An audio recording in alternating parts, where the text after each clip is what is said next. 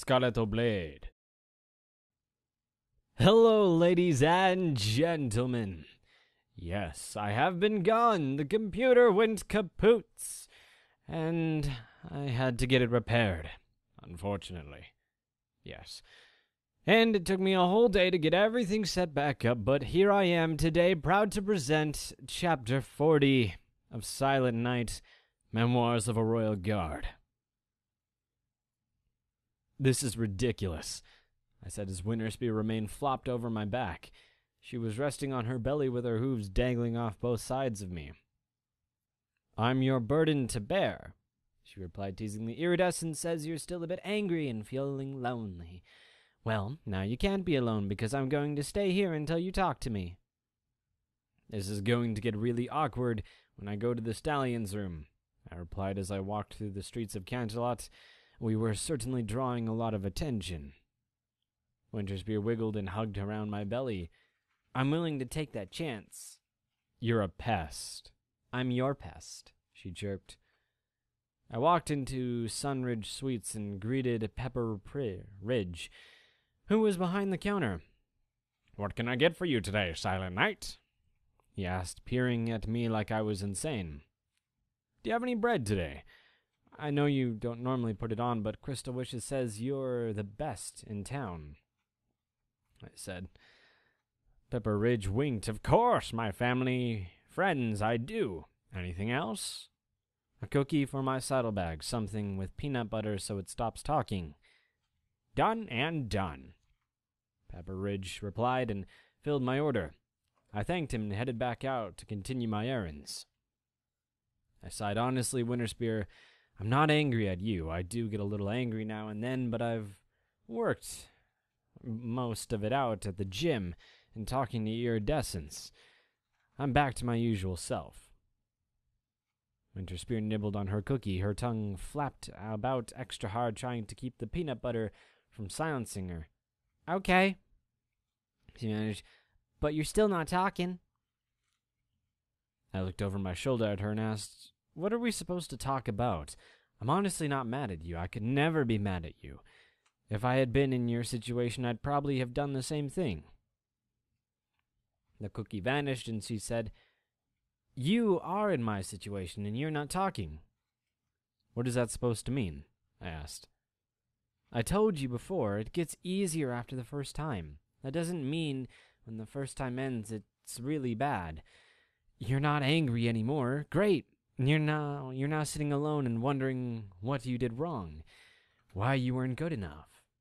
I haven't seen you look at a single mare since I've been here. In fact, this is probably the closest you've been in touch in a while, she replied, drumming on my stomach a bit. Lifting my nose proudly, I said, I'll have you know I was most recently in the arms of one of the most perfect mares in all of Equestria. Hugging Princess Luna doesn't count. That is like hugging Mom, Winterspear retorted flatly. My proud nose fell and I grumbled. Okay, fair enough. What do you want me to say? Tell me the truth. I rolled my eyes and turned the corner, heading towards the farmer's market. I don't know what you want. I think you do. You want me to just come out and say it, to say that I don't think I'll find another mare like Iridescence, one who gets me. That I'm going to end up doing nothing with my life other than my career, or that I'm sad about somehow that sounds bad to me. Before her, I'd have been thrilled to just be a guard my whole life. Now I know there's more to life and that just makes it worse. I huffed and walked along the stalls with my Pegasus saddlebag. Ponies stared, but it didn't bother me. You think that's true? That she was the only one? If so, I'll let you have her back, honest. I'm pretty confident it doesn't work that way, but thank you, I said and then shrugged. What do I know, Winterspear? There are only a few things I know are true. 1, I love guarding Princess Luna. I know that part of my life is right. 2, I love you despite how big of a pest you've become. 3, I like what I had and I miss it. I don't have a pony to come home to or hold It's like the captain was trying to tell me that time ago. I had to find a balance. I did it, and then it all went out of whack. I'm a busy pony. When am I going to find time to find a mare? It isn't as if there's one right under my nose. You can hold me. She wiggled on my back. That sentiment is sweet and creepy, but you know what I mean. Don't tease me. You're getting what you asked for. She nodded. Right. I'm going to be honest. I'm not completely used to you having feelings yet. I know you're my little brother, but you have always been far stronger. Finding out you're a living pony like the rest of us is scary. That stopped me in my tracks. I turned and looked at her. Seriously? Of course. Everything I did was wrong. Everything you did was right. When Dad was going off on me, you always came to comfort and help me after. You never made me feel like I was stupid or useless. You never judged me. You were even willing to argue with him over the holiday just for me. I looked up to you. You were my rock. She explained. My nose twitched. We have a pretty screwed up family, don't we? Yeah, I was hoping you'd never notice. I started moving again and fell silent as I did my shopping. With everything I needed settled in my actual saddlebags, I turned to head home. Look, I'll get over this. I just didn't know how to deal with it. Evidently, my process involves breaking targets, sparring with iridescence, and wearing you like a saddlebag. Winterspear hugged my belly again. I'm your burden. Besides, I'm also just trying to spend some time with you before you go. It will be the longest we've been apart since we started living together. There was a bit of sadness in her voice. I guess you're right about that. I could pull some strings and get you assigned to the palace guard support, I offered. Thank you, but no. I have some pride, you know. My duty is with the city guard, and I don't plan to run off to some griffin kingdom. But I want you to promise me you won't do anything stupid there, she said, suddenly very serious. I shook my head. I'm not angry. I won't start a fight. No. She started flapping her wings, lifting off my back and landing in front of me. I've got a bad feeling about this mission. We're talking griffins here, Silent Night. Dad might not be the most normal pony, but you know what they did to him. Don't do something foolish. Don't be some hero that sacrifices himself for every pony else. She poked me on the chest with a hoof. Be the kind of hero that figures out how to save every pony at the last possible minute. Promise me? I put my hooves around her and gave her a hug. I promise. You don't need to worry. This is a mission of peace. We'll see, she said, squeezing me tightly and then letting go so that we could get back home. Velvet Step smiled at me as she opened the door. Well, hello, Silent Night. Won't you come in? I smiled in return and nodded. Thank you. I'd love to. Welcome home. The mare cheered. Thank you. It is great to be home. What brings you out today? I can't really go into specifics, but I'll be going away on a mission for a while. I wanted to drop by and say goodbye to Crystal Wishes. And now that I know you're home, you as well. She winked. 2 friends in 1 visit.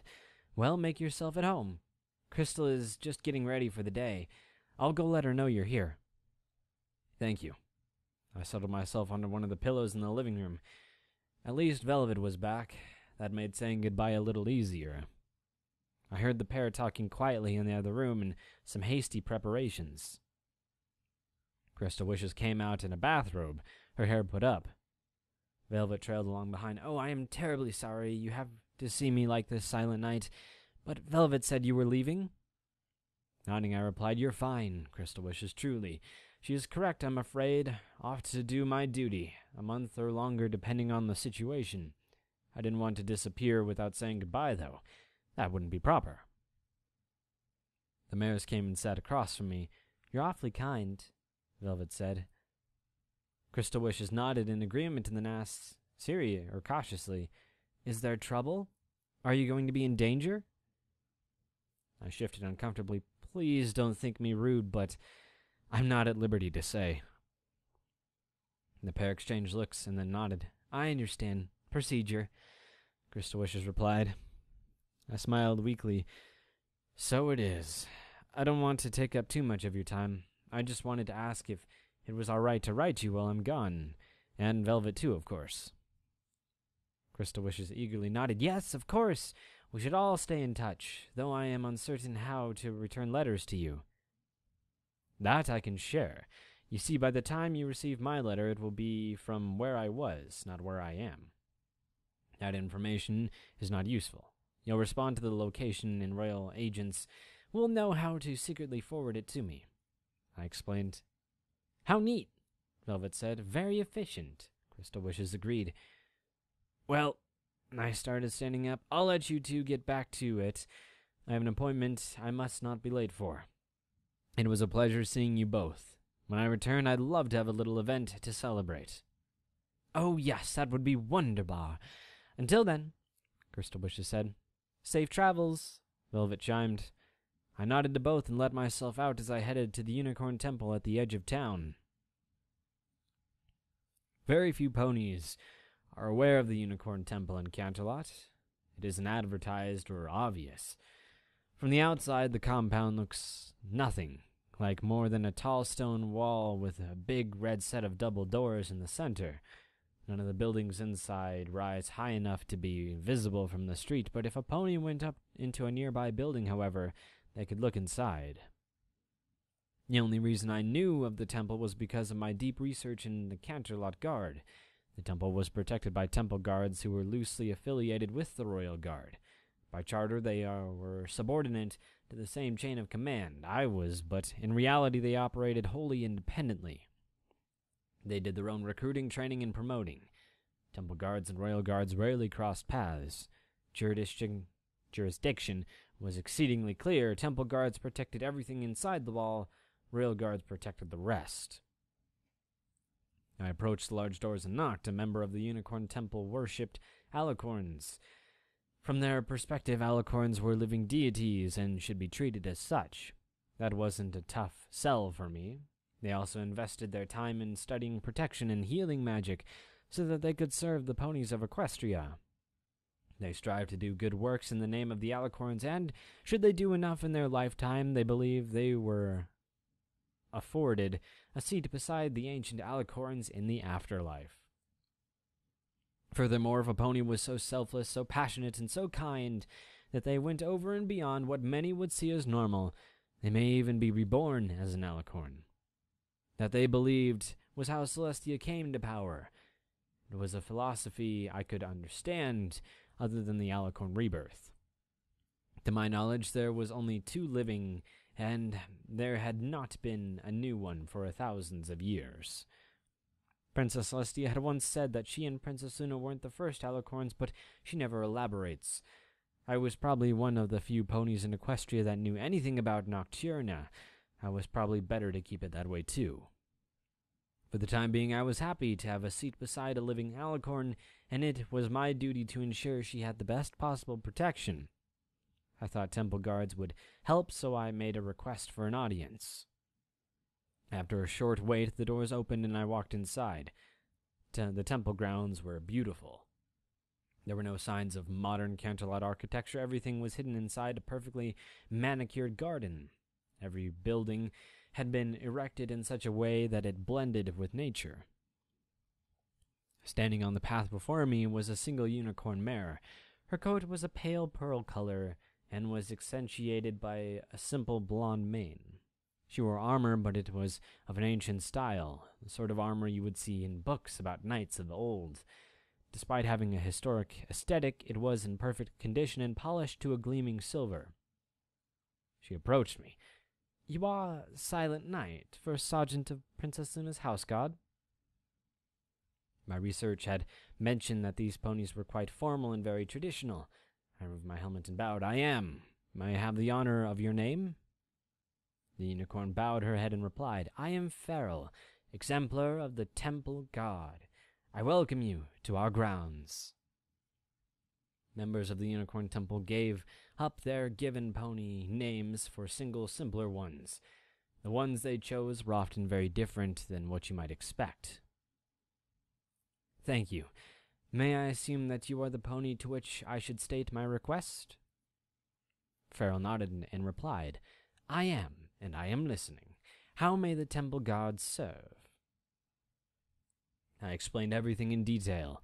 I held nothing back and made any false claims. This mission could be dangerous, and I wanted to be certain the temple guard knew my expectation. The unicorn mare stood there unmoving. Her expression was blank and thoughtful. Thus, I feel if you could spare 4 temple guards, the risk to Princess Luna would be greatly diminished.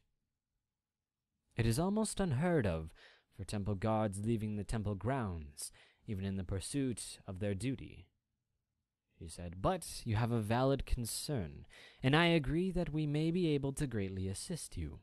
We will serve beside you as requested. It had been a long shot, but it appeared it was going to pay off. I bowed and said, You have my thanks, exemplar Farrell. I must apologize for coming with so little time to spare. Secrecy had to be maintained. We leave in mere days. Will your guard be prepared? We are prepared, she said with certainty. The unicorn motioned to her right, and 3 other unicorns in similar armor stepped from the shadows of a tree. They all had saddlebags and looked ready to travel. I blinked. Forgive me, but you're already prepared? How could you have known? We are, and we always have known, Farrell replied cryptically. It seemed better not to push the subject. Very well. Again, you have my gratitude. Please meet us at the train station in 3 days' time when the moon rises. We will be there. She turned and walked down the path. Slowly I took 3 steps backward and then turned to go. Once I was outside, the door shut behind me, and a shiver ran the length of my spine. How could they have known? I shook it off and hurried back to the palace to inform the lieutenant. It looked like we had all of our ponies now. It was time to get going. Well then, I hope you guys have had a wunderbar day.